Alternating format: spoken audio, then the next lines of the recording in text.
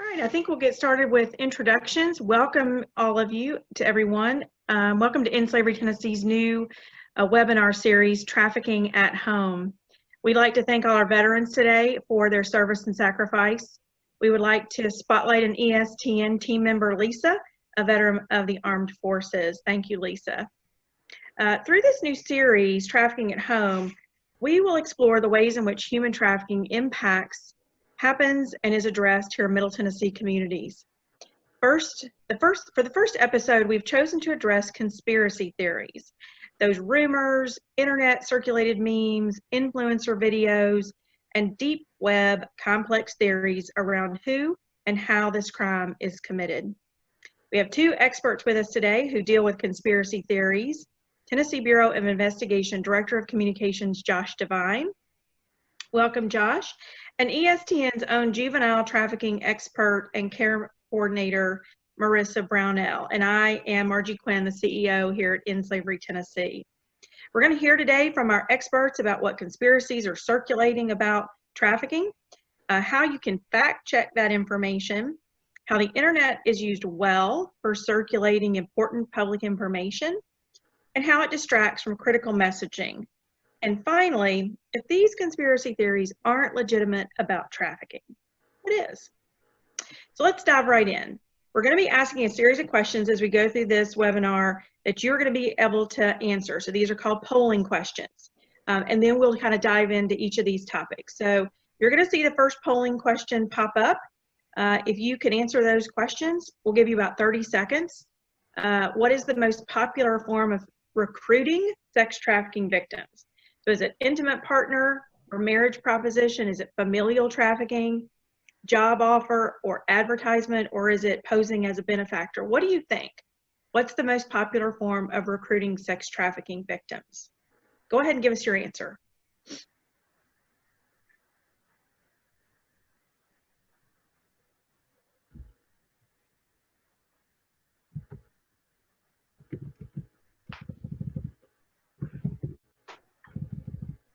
So while we're waiting for folks to answer, Josh, why don't you tell us a little bit about yourself and how your work impacts trafficking at home? Sure.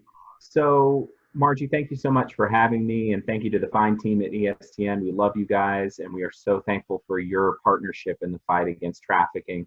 I am the communications director at the TBI, and I work with an incredible team, and we oversee everything from public affairs to internal communications. We deal with the media and also oversee our social media efforts. I've been with the Bureau for almost 7 years now. And shortly after I started, my background is in broadcast journalism, by the way, but shortly after I started, then director of the TBI, Mark Gwynn, walked into my office and said, "Josh, we need a campaign about human trafficking." And I said, "Great, what's human trafficking?" And that's when he put me in touch with Margie Quinn. And it really, for me personally, became one of these issues that just sort of, when you learn about it in the way that I had the chance to learn about it, it sits with you and it sticks with you. And I will tell you that I think some of the work that I have done and continue to do on trafficking is some of my most meaningful work that I've done in my time with the Bureau. So I oversee our efforts to not only work with the media to educate about TBI's role in addressing human trafficking in the state, I also spearhead our public awareness campaign, It Has to Stop, which has thankfully sort of become a rallying point for a lot of stakeholders in the fight against trafficking in Tennessee. Thanks, Josh. Marissa, why don't you tell us a little bit about yourself as we're kind of viewing the results of this poll. Tell us how you came to ESTN and why you're so passionate about this issue of conspiracy theories. Okay, hello everybody. I have been working with at-risk, high-risk youth and trafficked youth and adults for about the past 10 years. I've worked with them in Southern California, in Washington, D.C., and now here in Nashville, Tennessee. I have been with End Slavery for the past 2 years, and I do work with all of our minor referrals. So anytime we get a survivor that is under 18, they come to me. I work directly with them, and as little or as much as they need, we support them where they're at. We get them into therapy. I mentor them. We work with families and caregivers. We create safety plans, and we educate the youth and just become like a safe, stable outlet for them. And I would say I'm not just passionate about the whole conspiracy theory thing. I'm passionate about speaking out about truth, regardless of whatever it is. And so because I see a lot of misinformation on the subject and something I'm actively involved in, I think it's really important to just educate the population and set everyone kind of straight on what this truly is, because a lot of it gets very skewed in the media and on social media and even word of mouth. Yeah. So I'm just passionate about setting the record straight and speaking out truth on this issue. Mm-hmm. Yeah, so we're looking at the results of this first poll, and our participants here think that just slightly familial trafficking is the most, I guess, popular form of recruiting. Marissa, tell us what the data actually says. And the most popular form of recruiting is really the intimate partner recruiting. Most of our adult and minor victims are coerced, manipulated into a relationship, and then that person ends up exploiting them. So that's the number one. Familial is number two.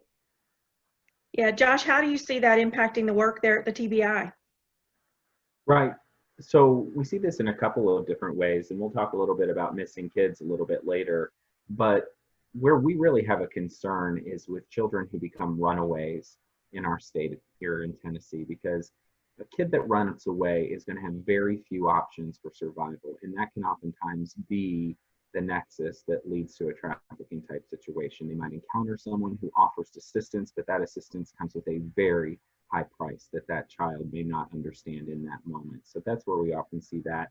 I'm glad to hear that so many people thought familial trafficking is a big deal, because it absolutely is a big deal in the state of Tennessee. We see plenty of families where mom or dad might have a drug debt and they need to settle that, but they have a 14-year-old daughter and have $0 in their bank account. And so they might try to settle the debt that way. And then unfortunately, it's just something that happens big cities, small towns across our state. Yeah, I would say, just to speak into that, I would say about a third of the victims that I work with that are minors have been trafficked by family members. And just like he said, it's usually a parent turns the other way, but they knowingly are aware that somebody is harming their child in exchange for money or drugs. And of course, if it's not familial trafficking outright, many of these children are victims of early childhood sexual abuse, which then provides an unfortunate vulnerability in them and makes them a target. Would you say that that's true as well, Marissa? Absolutely. Yeah. Without fail, it is, Margie. I mean, yeah. We hear all the time, without fail, every single victim that we work with at the Bureau has had a history of early onset child sexual abuse. And it's just one of those things that is a contributing factor that is so troubling. Yeah. So one of the things that we're going to do as we go along this webinar is to try to start to dispel the myths and put out what we think is the right and the good information. So I think we're ready for our next poll question. Caitlin, our awesome ESTN communications person, is behind the scenes putting these up. So what we want to know, where do you get your news? Do you get your news from social media or television, online news sites, family, friends, newspapers? I'm sure that this is a particularly interesting question right now, but with regards to sort of these conspiracy theories that have been floating around, where are you seeing these? Where are you getting your information? Where's the information that you trust coming from?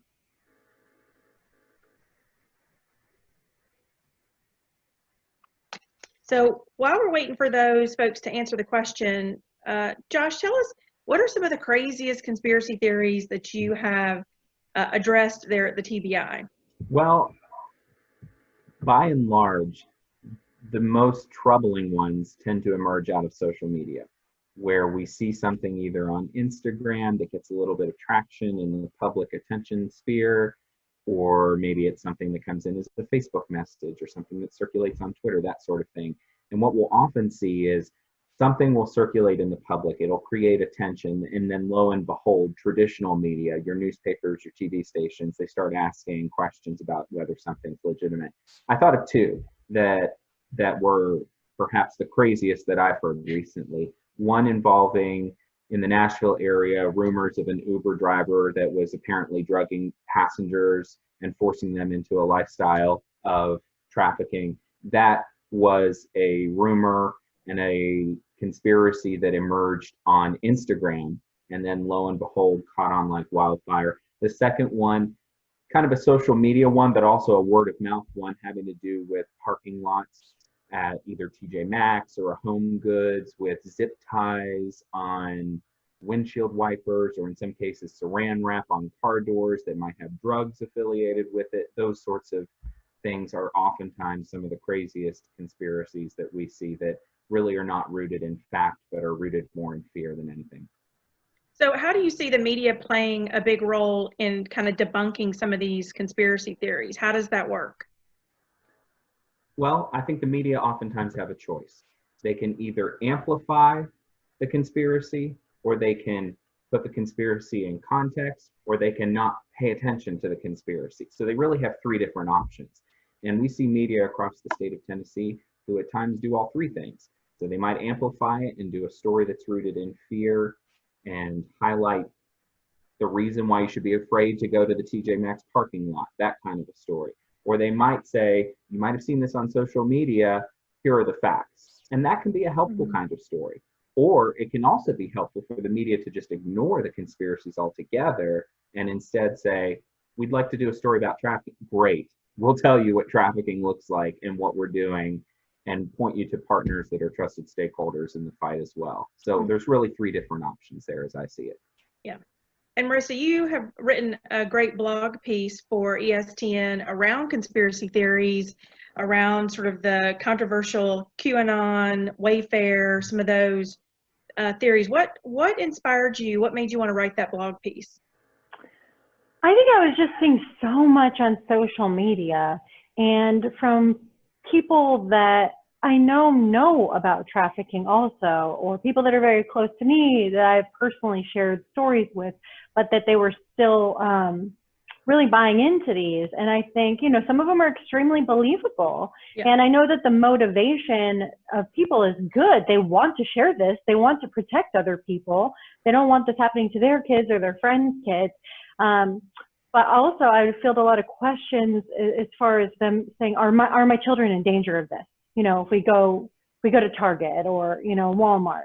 And so one of the first things that I would do when I speak to people and they find out what I do and they start to ask me about it is to be like, listen, most average person's children are not at risk. You know, they're extremely vulnerable kids that are the most at risk. And so the Wayfair one kind of pushed me over the edge. The two that I speak out about most is the Wayfair one, and so I just want to address that really quick. And I've done some research. I didn't just dismiss this, right? Because there are some crazy things that can happen in this world. But it has been investigated by law enforcement. There is no proof that this has happened at all. And I don't know if everybody watching this knows that the Wayfair conspiracy theory, very short version, is Wayfair is a online home goods retailer, and they were selling, you know, some very expensive cabinets and pillows for, you know, thousands of dollars. It seemed inappropriately priced. And then the names of some of those items correlated with names of girls that were missing. And so people were saying, oh, you know, if you order this piece of furniture, it's related to this missing child who's then going to be sent to you, and she's being trafficked. So to me, this was pretty elaborate. It's way more work for somebody to orchestrate all of this than just to simply traffic somebody. That happens every day. It's not that difficult to just traffic an at-risk youth. It's a lot more difficult to involve all of these resources and this time, and involve a ring and all of the work that would be dedicated to doing something like having Wayfair as a front. Also, some of these girls that were missing that had names related to these have come out and said, I'm not missing, not anymore. I was never sold on Wayfair. This didn't happen. So that's one. It was just the most grandiose, I think, that I've heard so far, and so many people bought into it because it is horrific sounding, you know. Sure. And then the second one, it's just one that I hear a lot. Kind of like the parking lot one that Josh referred to. It's that men are following around, you know, usually moms that have kids in like Target, Walmart, IKEA, or Hobby Lobby. They're taking pictures of the kids. They're trying to distract the mom so they can snatch up the kids. Not to say the kids are never kidnapped. This does happen. I know that there's some videos out there of children being snatched up, but this is, unfortunately, I mean, it's very rare, but that might happen and kids are kidnapped. It's usually by somebody that they know. But this is not what child trafficking looks like, you know. Yeah. So those are the two that I hear the most, and I'm like, no, guys, this is not what it looks like. Yeah, I was glad to see that our participants are getting, at least most of them are getting their information from online news sites, and I'm assuming that those are your news stations, your legitimate publications, not tabloid papers. So Josh, where do you suggest folks go to fact check some of these stories and theories that are circulating? Where can they get the good information? Right, and I think that question really speaks to the very first thing that people need to do when they see something that seems outrageous about human trafficking, and that's to push pause. And before you hit share on social media, to really ask yourself, does this jive with what I already know or have learned about human trafficking? And if it doesn't, if it feels different, that's when you need to do some research. And so, of course, we would recommend that you go to reputable organizations and stakeholders in the fight, like End Slavery, Restore Corps, Grow Free, all of these nonprofits that work in this space. But we would also encourage you to contact us at the TBI. We're more than happy to answer any questions that you might have, so you can reach out to us through social media. We get these questions from time to time from the public and from the media. Hey, I saw this thing on Instagram. Is there any truth to it? We will have conversations off the record with reporters just to say, you're going in the wrong direction here, because it's really, really important for us from a public affairs perspective to make sure that reporters are heading in the right direction with what we know to be true about trafficking. So again, trusted stakeholders, nonprofits, reach out to us. And then I would also fact check on a lot of reputable news sources. So your major daily newspapers, your major TV stations in the area, that sort of thing, before you go sharing something that you see that's pretty explosive about trafficking.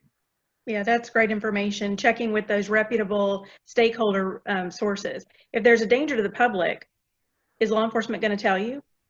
Absolutely. We do this all the time, right? Yeah. So if there's a scam that we're hearing about, we're working on a piece that we're going to roll out next week about a different type of scam that we're seeing out there. So it does not serve us as a law enforcement agency, and it doesn't serve any law enforcement agency to not tell the public when there is something that they need to know to protect themselves. Right. We don't want more crime. No. We don't want more kidnapping. We don't want more trafficking. So if we have a legitimate concern about something, we will be talking about it first and quickly, for sure. That's great. Marissa, I want to ask you how this kind of inaccurate information really does harm victims. And there's a question in the chat about, how does the hashtag Save the Children, which is another kind of movement that is maybe not completely accurate. How do these sort of inaccuracies actually harm victims of trafficking? Well, I'll address the Save the Children. Now, I don't know, don't quote me, I don't know all about it, but I believe that hashtag has turned into more being related to the QAnon and Pizzagate and just more of these conspiracy type theories regarding trafficking. I think that people hashtag it a lot, people that, hashtag it related to some of our things actually on Facebook. So it's gotten a little bit distorted over time. And unfortunately right now it is pretty much linking back to those conspiracy theories. So I think that I believe our stance is just don't hashtag things Save the Children anymore, because it is perpetuating misinformation regarding child trafficking. Again, I believe everybody who's using that is very much meaning well, but it is linking it to these inaccurate reports. I think that, sorry, that question threw me off a little bit. I think that in several ways that the inaccurate information can affect victims and harm them. One of the biggest ones is that a lot of the minors that I work with, they also buy into what's on social media and what they see in movies. So then when they're identified as a trafficking victim, they are like, no, I'm not. I wasn't kidnapped off the street in a white van. I was never, you know, locked up in a cage and sold across borders. And because that's what they believe trafficking is. So most of the youth that I work with don't identify as victims. They think it looks very different. So part of what we do in slavery is we educate them. And usually over time, they realize it isn't what it is in the movies. Just to refresh everybody's memory that's watching this, you know, child trafficking is really when somebody, when goods are exchanged for commercial sex with a minor. So it could be anything. It could be somebody buys them a meal at McDonald's in exchange for a sex act. That's trafficking. Even if a child sells themselves on the street because, you know, they're in dire circumstances and they exchange something, you know, that is also sex trafficking. So there just has to be an exchange of some good with a minor, and minors cannot consent to the coercion and manipulation and force does not come into play in the definition with minors as it does for adults. Another way that I think that it harms victims is also it confuses adults, not just victims, so that these victims might not be identified, like maybe a DCS worker or a healthcare worker isn't aware of what real trafficking looks like, so they're not seeing the signs that are, or the red flags that these children are exhibiting because they don't realize that it's trafficking. And we've come across that a lot. So another part of our mission is we go around and we do educate all over the place so people understand the definition. And then I think the third way, I mean, there's many ways, but I came up with these three. The third way is I think it diverts resources and attention from victims. Like when Wayfair came out, the human trafficking hotline that's operated by Polaris, they were flooded with calls regarding this Wayfair conspiracy theory. It tied up phone lines. It took away from them serving actual victims because people were so hyped up on this conspiracy theory. So we're busy talking about what the message isn't instead of talking about what the message is. And either one of you, does it make it more challenging to message accurately to wade through all this sort of misinformation? I would say absolutely it does, especially with the advent of social media. I mean, stuff just spreads like wildfire, and we see this with trafficking and other public safety issues at the TBI, and it's becoming increasingly difficult, especially here in Tennessee, because we've made such great progress when it comes to trafficking, right? So 6 or 7 years ago, the main message was, here is trafficking, right? This is what trafficking is. Now we're having to do much more nuanced messaging around, it's this, it's not this. It's this, it's not this, because there is sort of this greater consciousness around this issue, but that's also coupled with a lot of misinformation in these conspiracies that we're talking about. So I know End Slavery's done some great communication recently around that, and we're actually gearing up to relaunch our It Has to Stop campaign with messaging that's far more nuanced to myth versus fact, because that's just where we are as a state. So absolutely, it's tougher these days. Yeah. So Caitlin, I'd love to put up the next poll question and get some feedback from our audience. Have you or someone close to you believed any of these mentioned conspiracy theories? So has it, you know, captured your attention? Has it family and friends sort of buying into some of this? Give us some feedback on that. We've got a lot of questions coming in. We will try to get to a lot of these questions in the chat. This is going to be a series of webinars, so there are going to be different topics that we're going to talk about in each of these webinars episodes. So please continue to check back with us and be sure to get logged on and registered for some of the specific topics that you're mentioning. We're going to try to stick to the topic of conspiracy theories in this particular webinar, but please do keep up with us and get registered for some of the ones that are going to be specific to the questions that you're asking. For sure, we could do an entire webinar series on demand and some of the other questions that you got in the chat. So that's pretty substantial. 78% of you said, you know, somebody close to you has probably bought into or wondered or researched one of these big conspiracy theories. So I think this is a really timely topic to be talking about. I would love to talk for a minute about this kind of the misinformation around kids being kidnapped. And Marissa, in your experience as a juvenile trafficking expert, how do these kids sort of fall victim to this crime? Are they kidnapped off the street? How does that happen? No, they are not generally kidnapped off the street.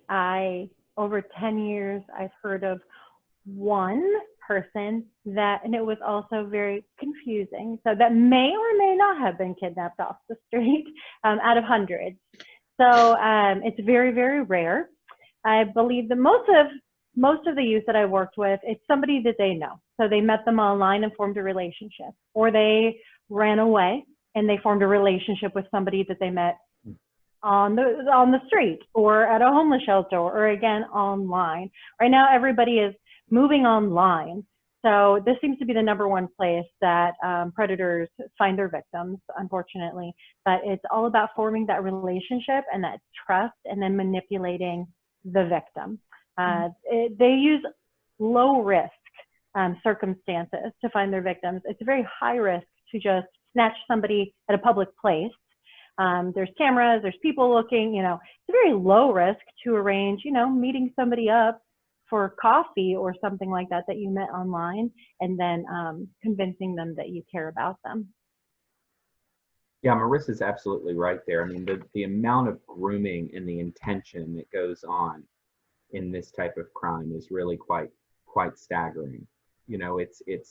It's often not happenstance, and increasingly at TBI, we're even seeing a gang nexus where gangs are shifting away from traditional areas of crime. Think drugs, for example, and they're now shifting more and more into trafficking and manipulating these relationships with these victims that they've fostered over time. It's one of those things where Marissa's absolutely right. It isn't just sort of a happenstance, snatch a kid off the street thing, but see how that sort of intersects with these conspiracies, right?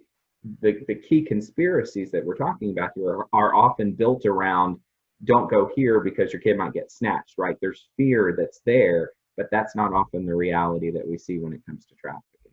Right. Yeah. So talk a little bit, Josh, about the Amber Alert program, about the Missing Children's Clearinghouse. That kind of dovetails into this idea of kidnapping as. For sure. Yeah.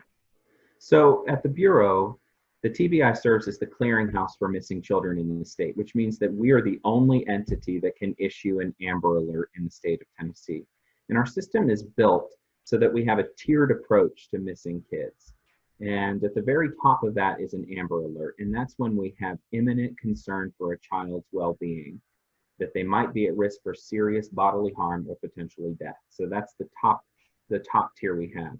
We have a mid-range called an endangered child alert, and that's where a child goes missing and we have some concern for the well-being. So oftentimes this could be a runaway that might have a medical condition, or there could be a custodial interference situation, or that kind of thing.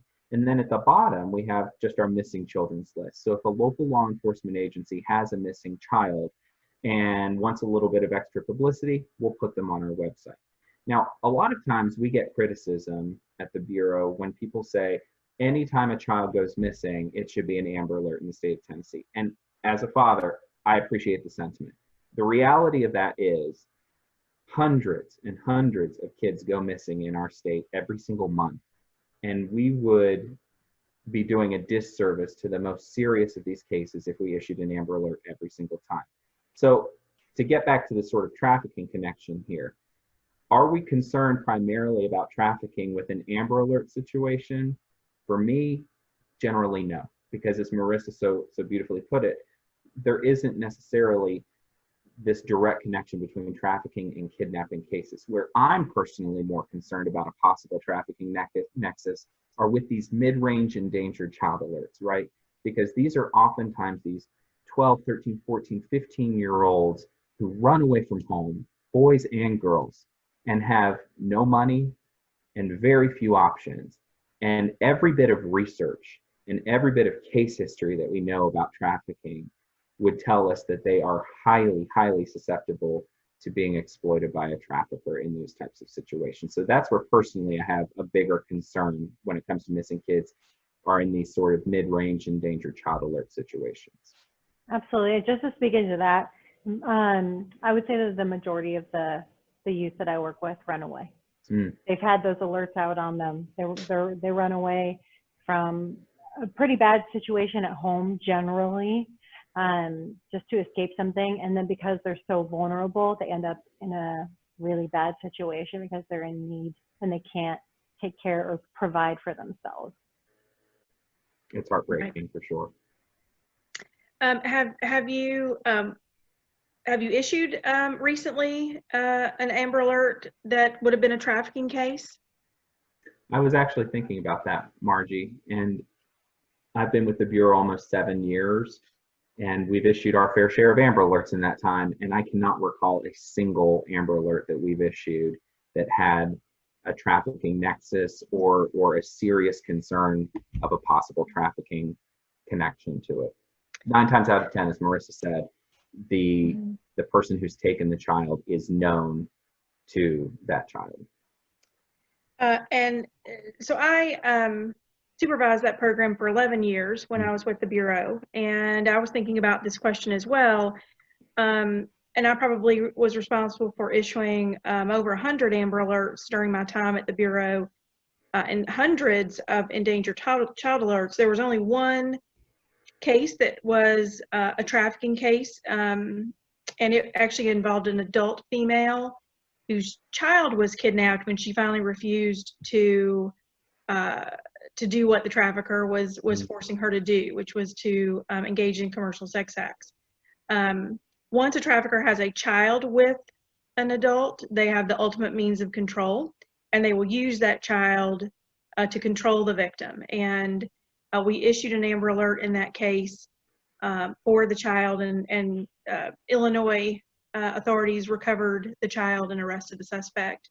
But that was not, the victim of the kidnapping was not the trafficking victim, it was the adult female. And so I think that's that's instructive for how trafficking can work, especially on the adult side.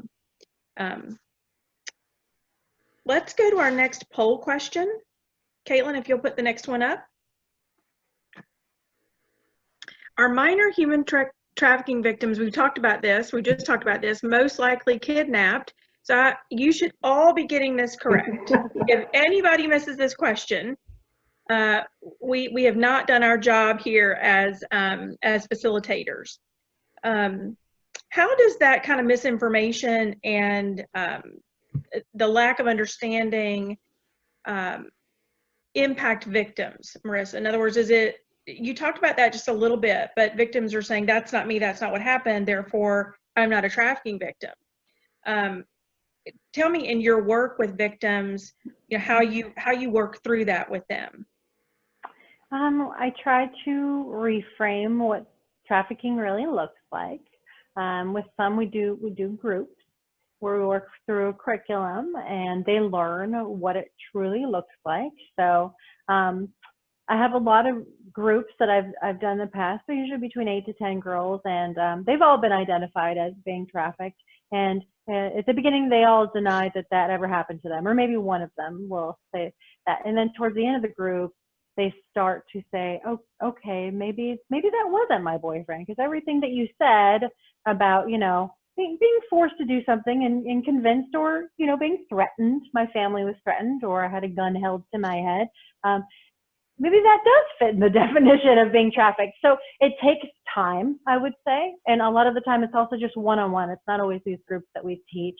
It's one-on-one and being there for them until they're really ready to step into addressing what happened to them, because many of them don't want to think about that. They don't want to talk about that. And they're very hesitant to call themselves a victim because they blame themselves. That I ran away. Yes. I got myself into this situation. I said yes to this man being my boyfriend. I did this to help him out, and it's my fault. So I think that's the two barriers are the misinformation and not understanding what trafficking is, and then two, it's just the self-blame. They take it all and they blame themselves because they say, I shouldn't have let this happen. Yeah. There's a question that's come in on the chat as we're finishing up this part of our webinar, and I think it's for you, Josh, mostly. And it talks about the vigilantes and the folks out there doing decoys. Is that helpful or harmful? The sort of Dateline type activity. Well, from my perspective, I think anytime you have folks who are interested in the issue, great. I think sometimes that can be a bit misdirected, however, because the reality is what we know about trafficking is every victim is different, and every victim is going to need something different to help them become a survivor. And I have concern with some of these vigilante groups that it may just be sort of a one-size-fits-all approach to not only rescue, but toward rehabilitation. And so I think that there can sometimes be some concern there. And then additionally, when you're looking at the legality of it, law enforcement agencies need to be the ones to primarily spearhead responsive efforts like this so that we can make sure that traffickers and buyers are held accountable under the standards of law that exist. I hope that answers the question. Right, because there are very strict guidelines under the law around entrapment and luring. The person who is engaging in the behavior has to have manifested an intent to engage in that behavior, and it's important that it's done the right way, the legal way, because ultimately if we have folks out here buying kids, we want to hold them accountable, right? Absolutely. Yeah. All right, let's go to our next poll question. I think we've got one more. Caitlin, is that right? So what are you willing to do as participants to help stop the misinformation about trafficking? And multiple choice.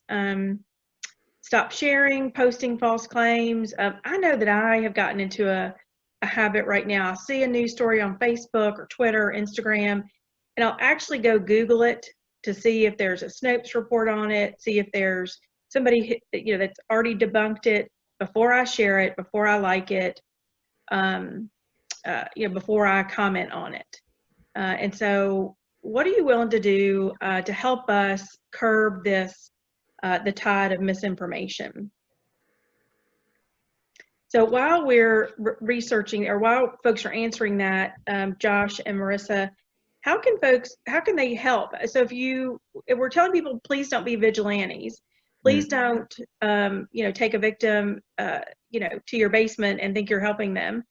How can folks help in this fight against trafficking? How can they help us dispel some of these harmful conspiracy theories? I would say stop reposting things that you read. Do your research, like Margie just said, and go to vetted sources. And I understand people are very passionate about this issue because it's so unjust, especially when it involves children. So you see something horrific and you're like, I want to get the word out there and protect as many kids and families as possible. And I think that that's great that people want to help, but definitely do your research before you repost to make sure you actually are doing help and not causing more harm. Josh, what do you suggest? That's great advice, Marissa. I would also say, do your homework, know the warning signs, and know that the real value here is not in being afraid when you go out in public, but knowing the warning signs and what to do if you spot them. Because we need people who are antennas up for these warning signs that we know exist for human trafficking victims. And we need them to know what to do, and that would be to contact the Tennessee Human Trafficking Hotline. That's the best thing we can do. And I will say this, it is incumbent on all of us that we pay attention to what our kids are doing online. Because, I mean, let me be candid. We have good family friends who live out in East Tennessee. And it's a situation where a grandmother is raising a child who's 8 or 9 years old. And come to find out, this 8 or 9-year-old had been approached by someone online on one of these apps who just said, "You're really cute, you know, you should get into modeling." And everything I know about trafficking, that's like red alarm, right? And it should be red alarm, but that's what we need to do. We need to be armed with the right kind of information to know when red alarm should go off so that we can intervene with the right kind of resources, right? So this really across the board just requires people to do their homework, to know their stuff, and to not be afraid to have difficult conversations, because at the end of the day, these are kids that we're talking about. Mm-hmm. These are potential victims that we're talking about. And if we want to, turn the tide of trafficking, this is what this looks like, is having these tough conversations and knowing our stuff. Absolutely. Yeah, so Marissa, you've written a number of blogs. You've written a conspiracy theories blog, and we've just released your 2-part blog on virtual victims. Exactly. So kind of tease that up a little bit. It's everything about what Josh was just saying. The first part is about how victims, minor victims, but I mean, it applies to adults as well, are basically targeted online. And then the second part is how they're exploited online. So this seems to be, again, the #1 way that victims are targeted and exploited right now. And even more so because so many kids are online for school. I just spoke to somebody recently. It's like their daughter is doing sketchy things online, but they can't keep her from the computer because she's doing school on the computer. Yeah. But then trying to sneak off and contact men online as well. So I think that having some safeguards instilled on your devices, monitoring software for parents, also limiting their use, and then having conversations, like Josh said, with your kids. What are red flags? What do predators do? Because so where can tell us, Josh and Marissa, where can folks go to see those red flags? I tell people all the time that if you're looking for great resources about what to look out for and what to do, because it's not if, it's when. I think these days with this social media and our kids, there will come a time where every kid, I have to believe it, is going to encounter something they shouldn't online. And so the rubber meets the road when parents have to have those hard conversations. So it's Net Smarts, and I always refer to that. It's run by the National Center for Missing and Exploited Children. Great age-appropriate conversation starters and resources for parents or anyone who loves kids. It's netsmartz.org. I agree. They have a toolkit that you can download for parents to read through. They have resources for kids. I've used them with, minors that have been referred to us as well. So, there might be a an animated, little movie for your kids to understand this is what creepy guys do online, and red flags. Also read the articles that we wrote. There is a great video that's on the second part of the article by Bark, and they show how, a woman posing as an 11-year-old or posing as a 15-year-old, how quickly she's approached by predators online and how easy it is for them to find these kids and communicate with them. It's pretty scary if you're a parent, but I highly recommend that you watch it. It's going to motivate you to monitor your kids even more. I send that Bark video to anyone who tells me that their kid wouldn't be susceptible to that kind of thing, because it's absolutely staggering. If you've not seen that Bark video, it's something to watch for sure. Absolutely. Yeah, I will say I have a 14-year-old, and I have downloaded, we're an Android family, and so I have downloaded an app called Family Link. It allows me to monitor her activity, curtail it if I want to. I can determine how long she gets online each day, how long she can spend on each individual app. She tried to download an application that contained peer-to-peer encryption a couple of days ago, and I went denied, and she couldn't download it. So there are great tools out there that will allow you to monitor what your kids are doing online. There's a great question here before we wrap up. are there certain games that are more dangerous than others, or are they pretty equal? Yes, there are certain games that are more dangerous than others. I would like to reaffirm that the National Center for Missing and Exploited Children will put out warnings on applications. Any of these gaming sites that you can establish a peer-to-peer connection, that's probably a whole nother webinar topic. But any of those that allow direct communication between participants that is not interceptable by law enforcement creates a danger for children. And I've said it a number of times, if you wouldn't let your kids go out and play on I-40, Interstate 40 in rush hour traffic, don't let them play on the internet either. It's not safe. And so we'll consider that as a topic. But you know, I think it is it's certainly very timely. So as we wrap up, I want to thank Josh and Marissa for sharing their considerable expertise with our audience today. Do you all have any final words that you'd like to offer to the audience? I want to just go on what we were just talking about, how to protect your kids. I think my last word I would say is talk with your kids. The girls that I've worked with, and boys, their motivation for meeting people online and forming these relationships is a need to feel loved and appreciated and complimented.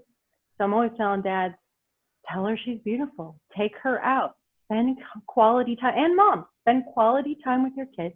They'll feel more comfortable talking with you when these issues come up, and they're getting that need met from you, you know, rather than going online. So I think just having open communication with your kids and just letting them feel that you really love and care for them, and that they can trust you when, you know, scary things might happen, and they can come talk to you. I think that's the note I would like to leave on, and just to empower all these parents out there just to protect their kids and keep the conversation going.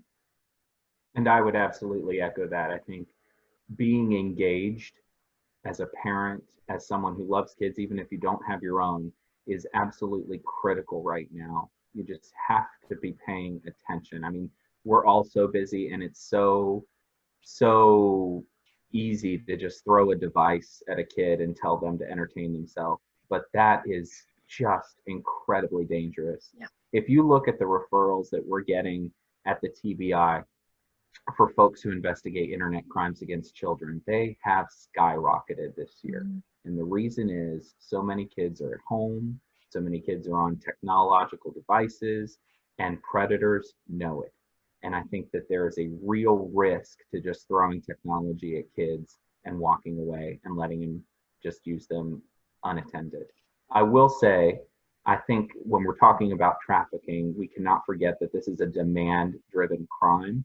And so I would encourage the men who are watching this presentation to share this information and to have tough conversations. Because at the end of the day, no man wakes up on a random, what day of the week is this? This is Wednesday. It's 2020. Who knows what day of the week it is? No guy wakes up on a random Wednesday morning and says to themselves, you know what I'm going to do? I'm going to hop on this device right here, and I'm going to find someone to buy to have illicit sex. There have been steps that have happened before then where this is the next logical step. And so that's where we need to focus our conversation if we're going to try to address demand. We will never arrest our way out of the problem of human trafficking in this state or anywhere. I'm absolutely convinced. And so until we start having some of the conversations about what fuels demand, I think that we've got a long road ahead of us. But I think we can do it. It's just going to take, I think, men joining the women who are on the front lines of this fight and saying this is wrong and we're not going to stand for it. Yeah, I think if women could solve the problems of rape, domestic violence, and trafficking, we would have solved them by now. Absolutely. And so thank you. That's a very powerful message. Thank you, Marissa, for your incredible expertise and your efforts with our children here in the Middle Tennessee area. I want to thank the participants for joining us today and to talk about trafficking at home, our new series that we have launched today. We want you to continue to check back with us as we explore different issues, timely issues around trafficking right here at home. Next Wednesday, November 18th at noon, we're going to have an in-depth conversation with the Business Journal's Adam Sicko. He released a 4-part series on trafficking last month. He took 2 years to research those series of articles. And we're going to have a really fascinating conversation with Josh. I'm looking at Josh Devine. We're going to have a really fascinating conversation with Adam about why he wrote this piece, why how he researched it, why did he take 2 years to research it. And we're going to talk a little bit about what responsible journalism looks like, which we've touched on a little bit here today. So please join us next Wednesday, the 18th at noon for our next in the series of Trafficking at Home. Thanks again to Josh and Marissa. We appreciate you so much. And thanks again to our veterans today on Veterans Day. So thank you very much. Thank you.